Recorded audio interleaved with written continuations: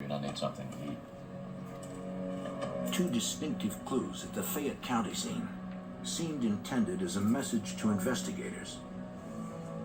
A newspaper had been placed on the sofa, open to an article about the recovery of the preacher's stolen vehicle. In a guest bedroom, they found a toy train.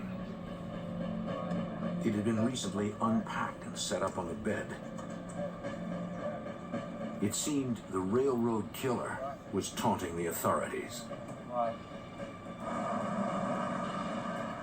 The canine unit followed his scent to the train tracks. From there, the trail went cold.